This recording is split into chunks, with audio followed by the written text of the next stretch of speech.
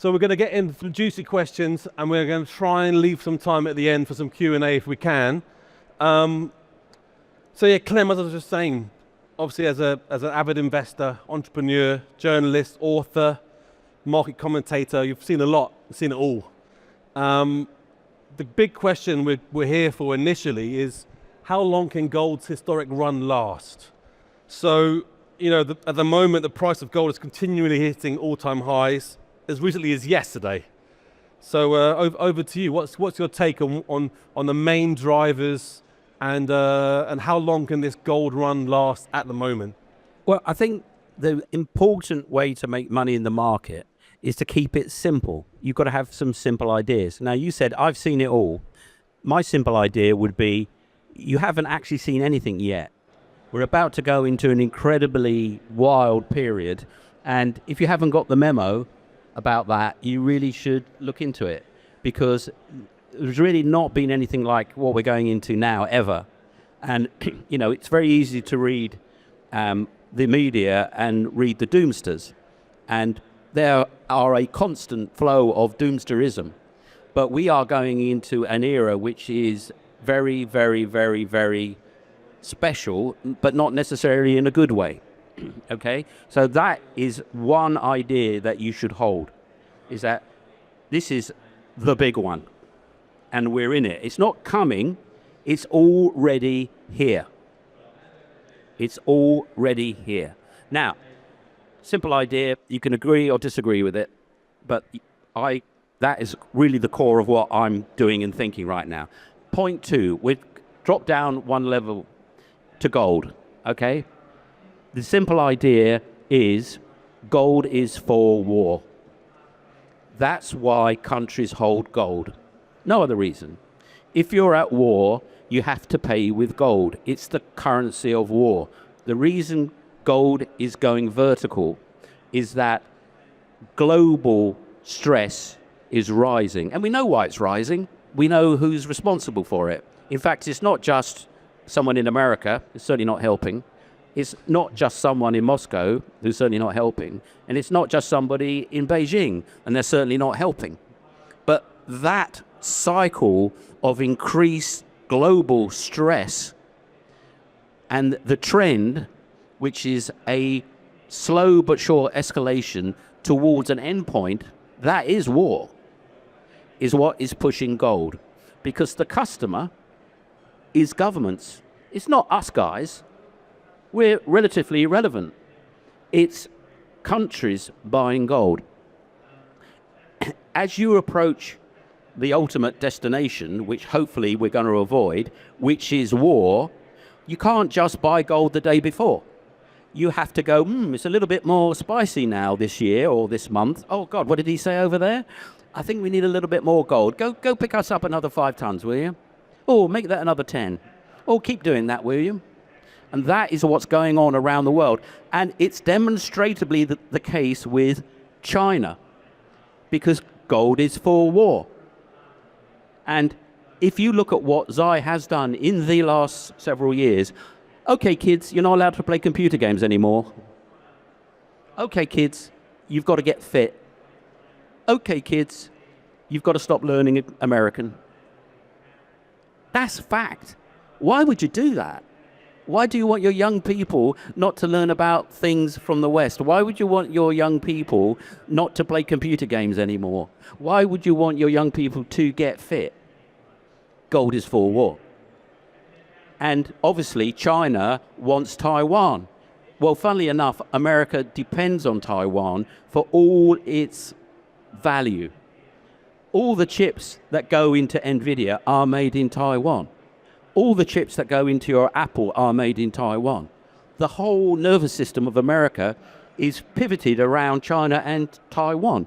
And guess what America is doing? It says, bring it onshore, please. Why would you want to do that? Nice Chinese people. There's going to be no trouble there. Why wouldn't we carry on taking it from Taiwan? Well, because guess what? They want it back. And they're going to take it back. Or the risk of them taking it back is large.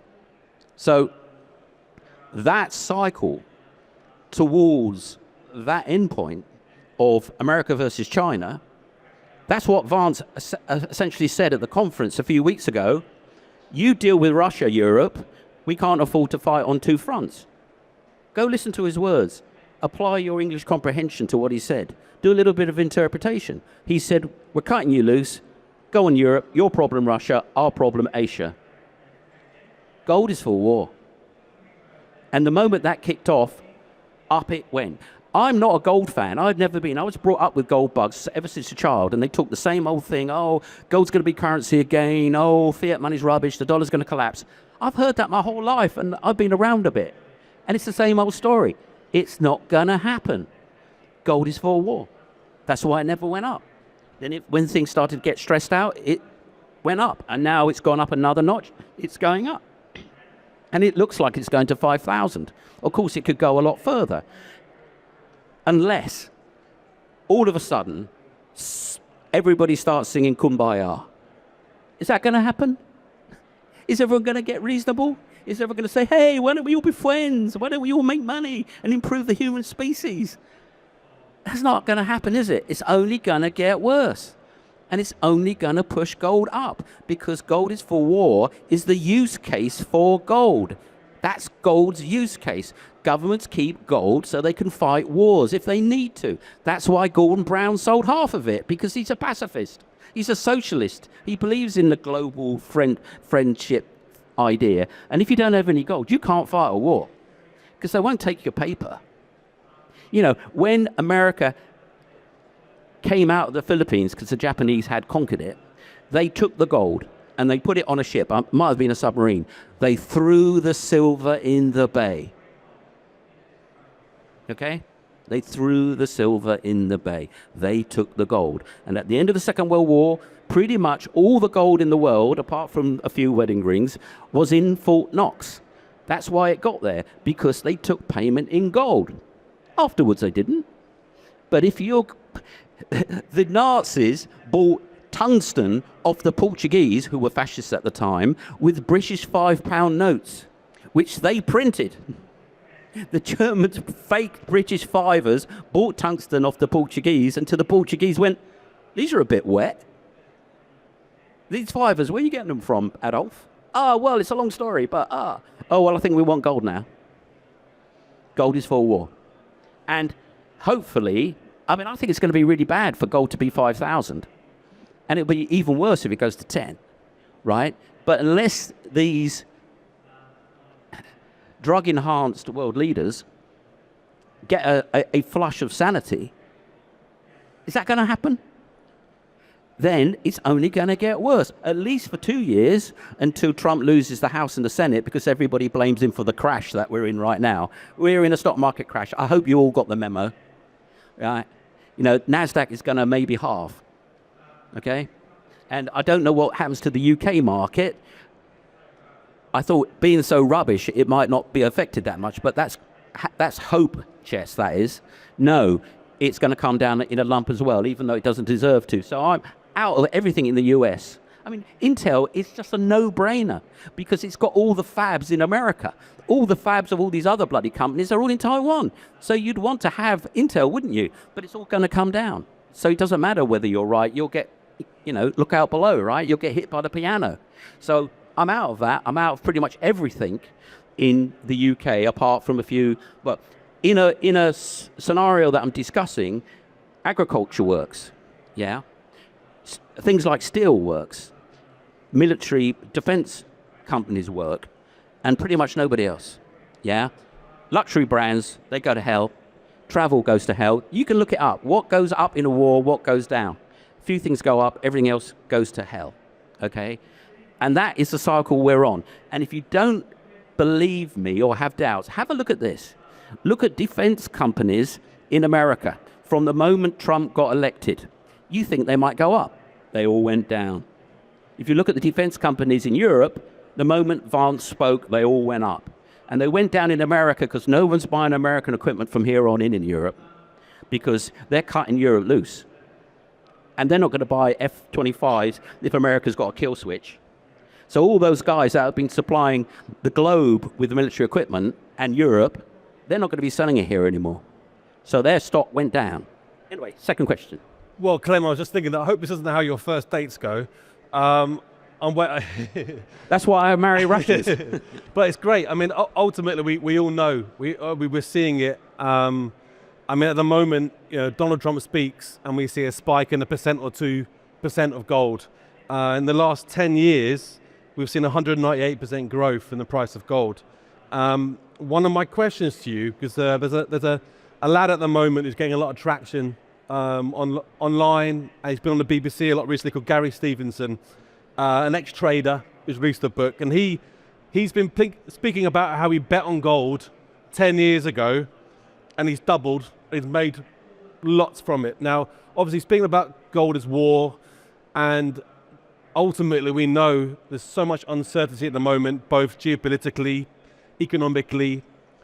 Gary's thing he talks about, which is interesting, is the wealth gap, and how the rich are the ones buying up the assets, buying up the gold, and that's a part of gold's story which is driving the prices up. What do you buy into that at all? Not at all.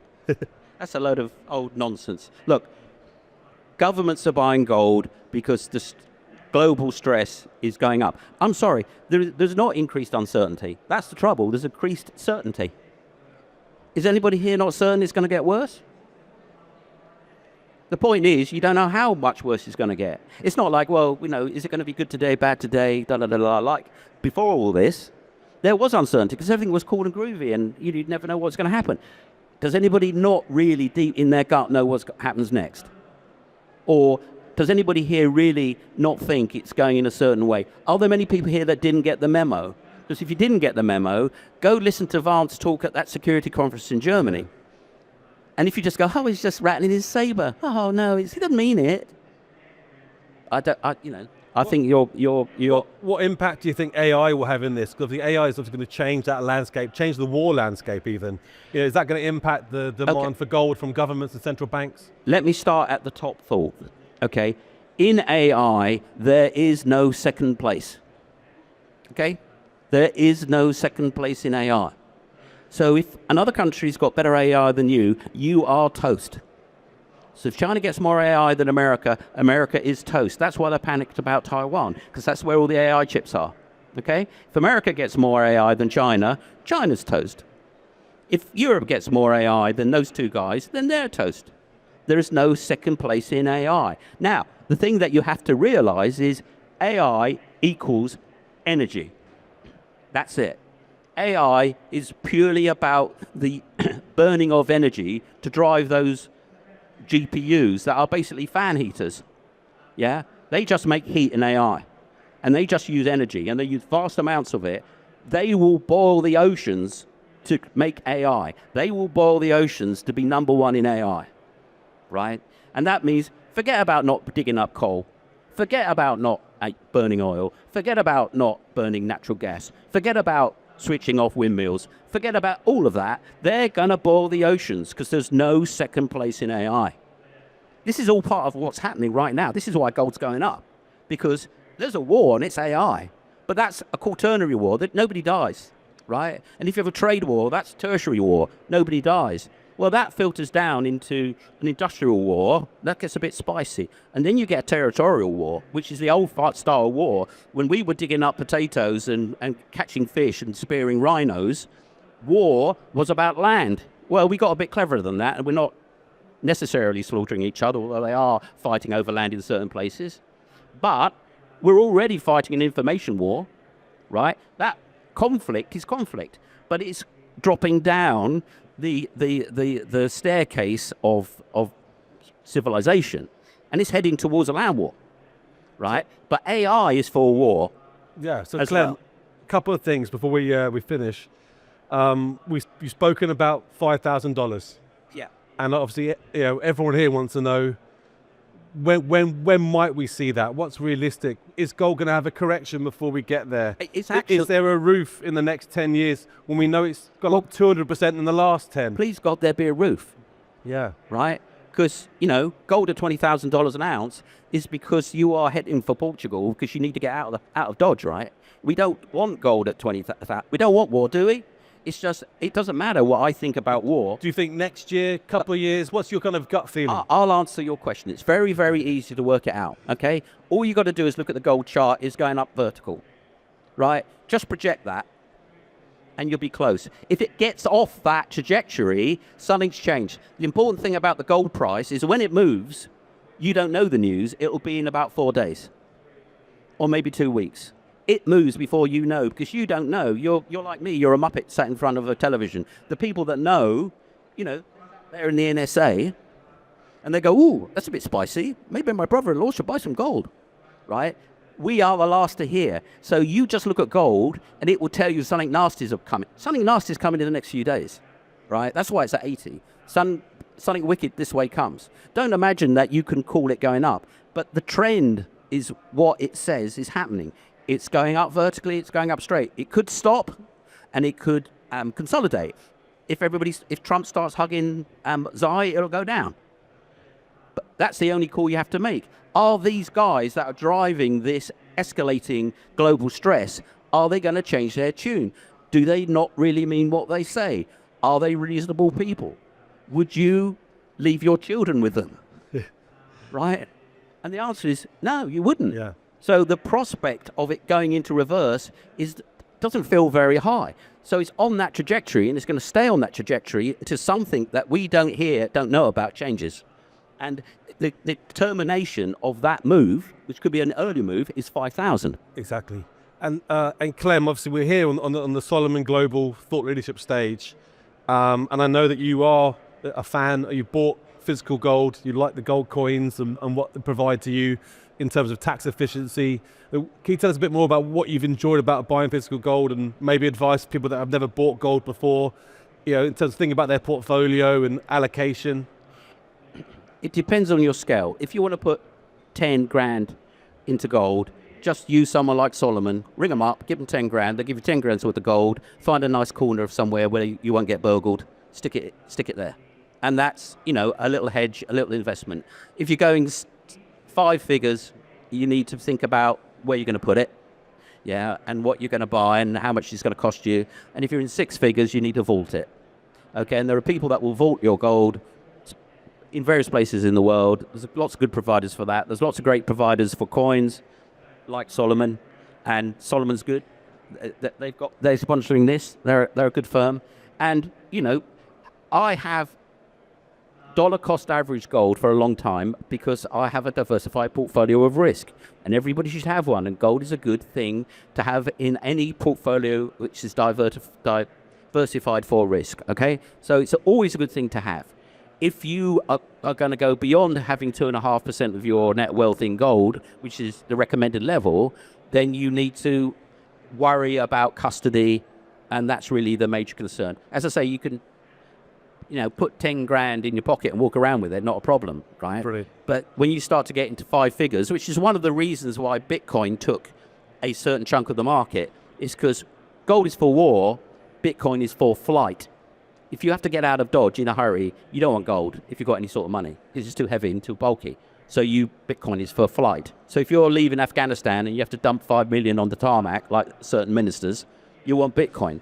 Gold's too heavy. But for war, gold is the currency. So gold is for war, Bitcoin is for flight, crypto is for flight. Perfect. Clem, we've got time for, I think, 1, maybe 2 questions. If anyone's got any questions for Clem, please raise your hands.